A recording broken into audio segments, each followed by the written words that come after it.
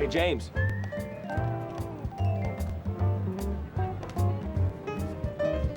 Thank you. Oh, what? No donut?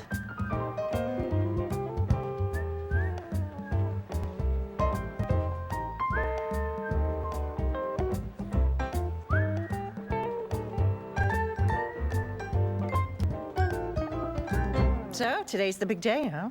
Yep, I got my notice 2 weeks ago. I'm looking forward to it. Oh, come on, James. Nobody looks forward to a performance appraisal. I am. A performance appraisal is an opportunity to learn and grow, as much a look forward as a look backward. Nobody believes that. James, ready for your appraisal, big guy? Got my notes right here. Don't forget, a performance appraisal is an opportunity, as much a look forward as backward. I won't forget. And thanks for helping me prepare for this. You said stuff that makes a lot of sense. First, you gather your documentation. You'll need your job description, attendance records, goals set during your initial orientation, as well as any notes you may have on topics you wish to address. Got my notes right here. If you're not notified of your appraisal at least 2 weeks in advance, ask for the time you need to prepare adequately. Fill out any forms you're given in advance so you can take full advantage of the time with your supervisor. That makes sense. Here's what a self-appraisal form looks like. You know, being prepared for this has really boosted my confidence level. Glad I could help. Tell me how it goes. You got it. Okay, Brad doesn't count. He's management. He's supposed to say things like that. Okay. A performance appraisal is just one of those uncomfortable realities. They talk, you listen. Total one-way communication. No, it's not. Yes, it is. Okay. They've got you rated before you even walk in there, and there's nothing you can do about it. Yes, there is. No, there's not. Okay. It's not that important anyway. I mean, nobody cares. Do they? Yes, they do. Well, I don't. James, hey, good luck this afternoon. Thanks, Angie. If your appraisal goes anything like mine, you're gonna be just fine. I should have said this at our last meeting. I truly care about your success here. Thanks, Brad. That means a lot to me. You know, we need to do this more often. Management really cares, you know? It makes me want to care. I know what you mean. I think of my work as more than a paycheck or a rating. After all, I spend most of my waking hours here. I want my contributions to count somehow. It's just how I feel. Let me know if you need any help. Thanks. Wow. What? We're not in Kansas anymore. Nice, isn't it? What's in the notebook? Notes. Oh, come on, be serious. I am. When it's time for a performance appraisal, that's step one. Prepare in advance. I've been keeping records of my accomplishments and activities for 6 months. You have accomplishments and activities? Of course, don't you? Well, not documented. I wrote them down, and now I'm reviewing them. So you're going to blow your own horn at your appraisal? Yeah, if it's appropriate. There might be something my supervisor isn't aware of, and if I don't sing my own praises, who will? Good point. Also, I wrote down what I'll say if my supervisor wants feedback about her own performance. You've got to be kidding me. Brad says sometimes they ask. I'm not the only one who can learn something from this appraisal. Huh, you think? Yeah, it goes back to caring about your work and the people you work with. So what if you think your supervisor stinks? I'd want to be careful about how I communicate that. I should think so. But also, I need to be careful not to offend. And I need examples of anything I'm going to say. That's why I... Keep notes. Gotcha. So you go around spying on people? Of course not. This is not about trying to bust someone. This is about growth. If I can think of a better or more productive way to work with my supervisor, I'm going to take advantage of the opportunity to speak up. Okay, after you get your notes all organized, then what happens? Show up with the right attitude. Which is, Listen and share. okay, which one? Both. That's why they call it two-way communication.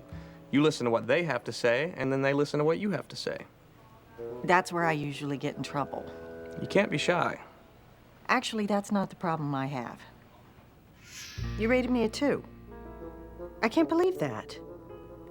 I haven't missed work once this past 2 weeks. I don't see anything about that written down here. Why do I even bother if nobody's going to notice? Defensiveness is the single most destructive obstacle to effective communication. If I hear something that I don't agree with, I plan to ask for more information. What are you, a masochist?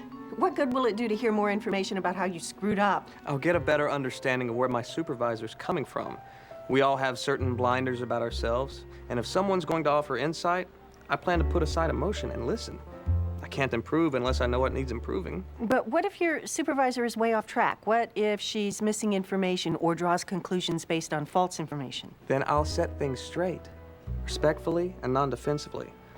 After all, we're both there for the same purpose, to move me forward in the performance of my job.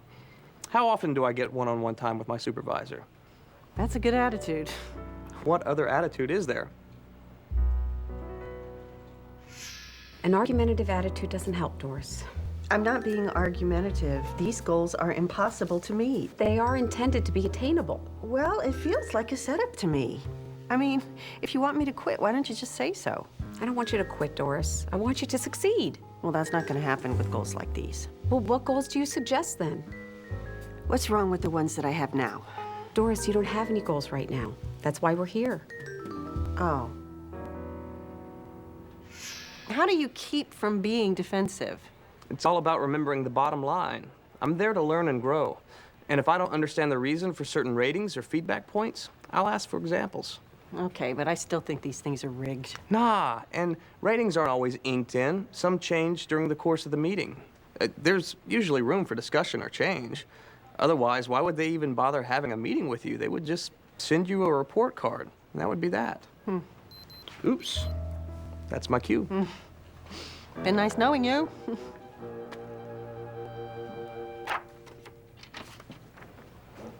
There he is. Right on time. Have a seat. Thanks. So Brad tells me you've been preparing for this meeting. Yeah, I want to make the most of my time with you, you know? Oh, well, normally I have to take some time to make a person feel at ease, but obviously you understand a performance appraisal isn't necessarily a painful chore. It's an opportunity. Right. Well, you're off to a great start, James. You have high ratings in every category, Great. except one. Time management? Bingo. But before we talk about that, let me explain the criteria that we used to come up with these ratings, okay? Okay. Did you have a chance to fill out the self-evaluation form? Yes. Got it right here. Great. Should we go over it now? Sure. There was one particular area that I'm a bit blind to when it comes to evaluating myself. Can we jump right to that? Okay. This question right here works well with other employees. I had a little trouble with that. I was wanting to hear your take on it. Okay. I mean, I tend to like working alone rather than in small groups or whatever.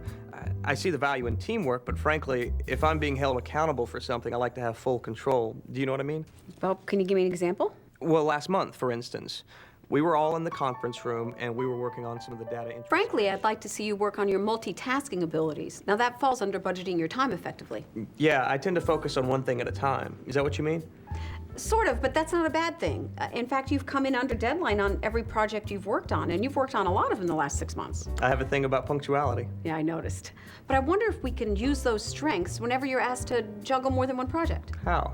Prioritize. You like lists, right? I love to make lists. Okay, how about at the beginning of every work week, you make a list of the things you'd like to accomplish in that week? So in addition to the goals that I've come up with, what would you like to accomplish in the next 6 months? I wrote down a few things. How can I help you meet your goals, James? I've actually given some thought to that. Great, I'm all ears. I'd like permission to fail. Sorry, I'm not following you. I guess I'm trying to say I'd like some space. Meaning, Well, I get that I'm the new guy, and you'd want to watch over me pretty closely. That's natural and makes perfect sense. go on. Well, I've been here 6 months now, and I wonder if I could take a crack at the next trade show on my own. Oh. Gosh, James, I don't know. I know you feel I still need supervision, but the effect it has on me is a bit smothering, if I can say that. Well, of course you can say that. I mean, you feel what you feel. With you there, I feel like I'm being scrutinized, and sometimes that affects how I relate to people when I'm introducing our products. Well, tell you what, I can't let you go to the trade show on your own. But I can send someone else besides me. Would that work? Huh. I hadn't considered that. Well, how about if Ron goes instead of me? Ron, Yeah, I mean, he's experienced, he knows his stuff. He can lend another pair of hands if you need him, but he's not a supervisor. So all your decisions will be your own. What do you think? yeah, I think I could work well with Ron. I mean, if it's all right with him. I'll bring it up with him tomorrow. So here's what we've accomplished. We've discussed the rating process and what it means. We've addressed your strengths as well as your needs. And we've agreed on a few goals that are both realistic and challenging. And then we've talked about different ways that we can accomplish them. Yep. I really appreciate how well prepared you've been for this meeting, James. Me too. I mean, I got a lot out of this. Thanks again for the opportunity. You bet. How about we get together after the trade show? You can tell me how it went. Okay, I'm looking forward to it. All right. And next month, I get to do the trade show on my own. Well, I mean, no, Ron's coming with me, but I'll be in charge of the booth. I know. And thanks, Brad. If I hadn't been so prepared for this, I would have never had the courage to ask for what I wanted. Okay, talk to you later. What's up with you? I just asked for a performance appraisal follow-up. You did not. I did too, and I got one. Are you gonna ask to change your ratings? No, I'm going to ask for more information so I can learn to love my job again. You never loved your job, Doris. I did too. No, you didn't. Okay, I didn't, but I'm going to try to love it now. Otherwise, what's the point? I hear you. Want to go to lunch? Not really. Me neither. Okay. Okay. James? Yeah? Thanks. Okay.